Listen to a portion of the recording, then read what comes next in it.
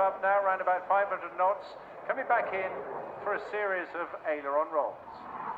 Or not. Yes, here he goes. Carefree flying.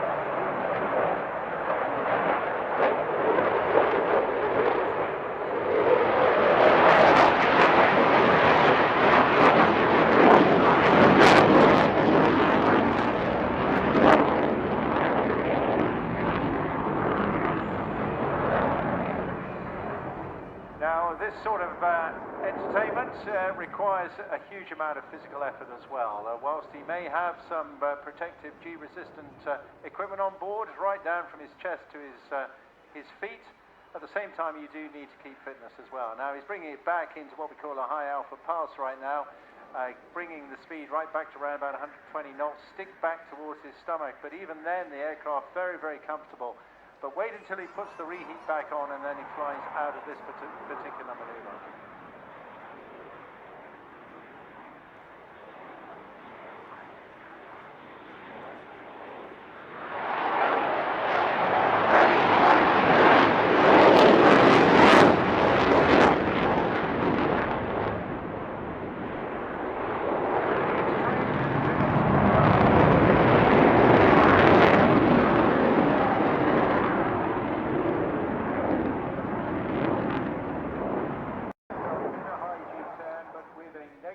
Element involved, and that is very, very unpleasant.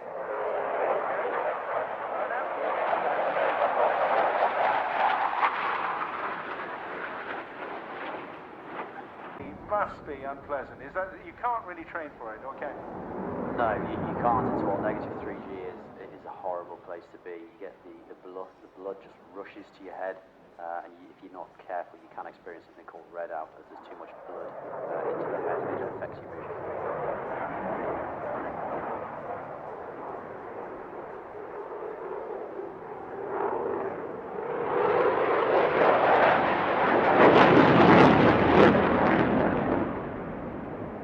So Sainty clearly thoroughly enjoying this. He grew up in Northumberland, so he was very much bred into the display world at Carpentry, and flew links for 10 years in the Gulf, the Baltic and the States as part of the maritime counter-terrorist team. But now he's an instructor and he trains new pilots on the Wildcat HM-A2. And it's a helicopter maritime attack Mark II. He was actually brought up in Devon, where he's very happy to be displaying a few days ago. You can see, as I mentioned, a very versatile, manoeuvrable helicopter with a wide variety of roles as well. So getting back in now to the depth of his routine. You hear that familiar blade slap, and that's as he pulls the collective lever, pulls more pitch. Then he puts an extra bit of work and strain onto those blades. Just a lovely climbing turn there.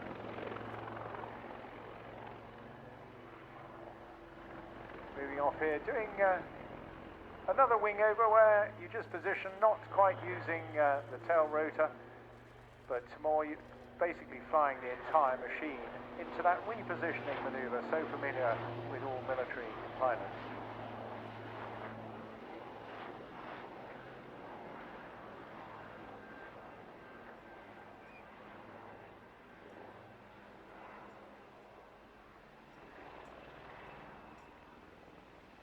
A25 Naval Air Squadron is actually the squadron that, of course, produces new pilots and reservists ready to join the front line on their sister squadron, 815 Naval Air Squadron. That process takes about 12 months, very hard work, an awful lot of studying as well before you win your coveted wings badge. And that includes conversion onto the basics of the Wildcat before then going on to fight the aircraft. And that is the difference between being a civilian and a military pilot. You don't just fly it, you You don't have to go out and fight with it at the same time. Display business is very much a secondary duty for these guys, fitting in around their core business of training and preparing new pilots. Taking time up now to 700 feet.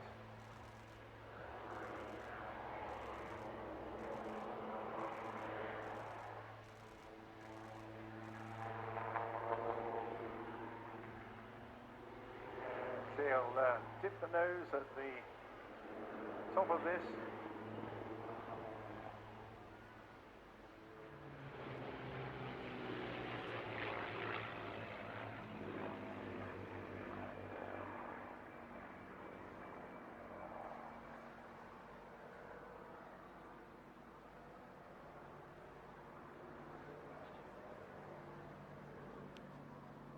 Will be treated to a number of formation maneuvers before we get into the dogfight. That'll be, unsurprisingly, between the Bouchon and, of course, the Spitfire. But right up the front there, the Republic P-47D Thunderbolt, known as Nellie, built in 1945 at Republic's Evansville factory in Indiana, USA. The largest and heaviest squadron at Kimpo during the Korean War.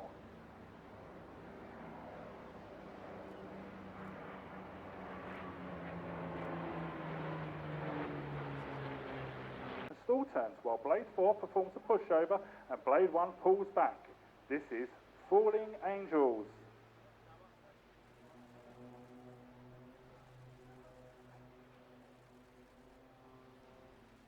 The team will now head down.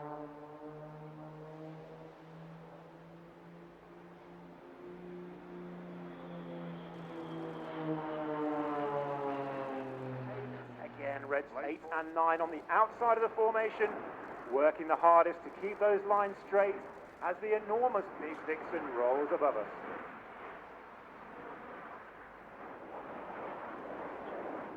On the right wingtip of Big Dixon, roll around, get those cameras rolling, it's Tornado.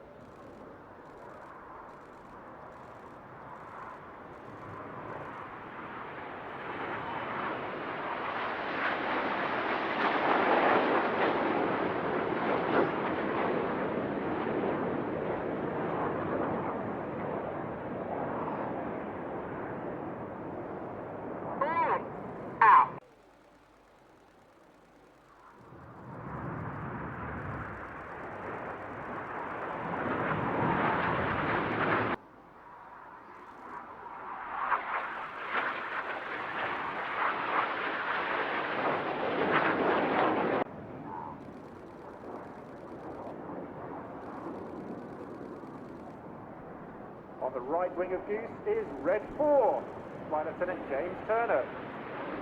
JT has previously flown the Typhoon on the front line as an instructor. He's also instructed on the Hawk and is in his second year on the team. Rolling out. Go.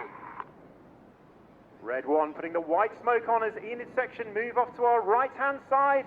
Meanwhile, let's put our eyes straight out to the front. We're looking for the nose lights of Red 6 and 7, flying straight in towards us for a manoeuvre not seen before at Bournemouth.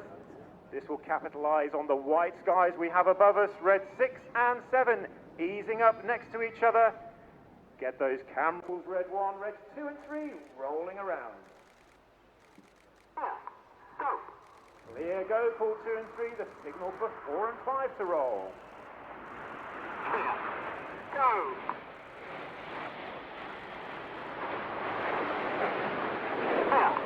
Go. An enormous snake through the sky over Bournemouth with 2 barrel rolls in the Python. Bank now.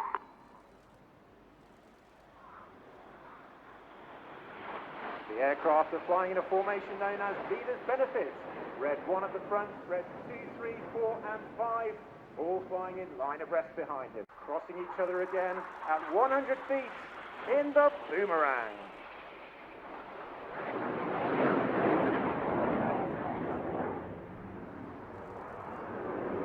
Red and blue smoke coming on. Red 6 and 7 pulling hard away from each other, crossing 100 feet apart. The red and blue changing to white. The pilots fighting the G-forces as they pull hard towards each other once more, crossing 100 feet apart. Those of you who supported the Royal Air Force campaign, the Enid present a 5-ship battle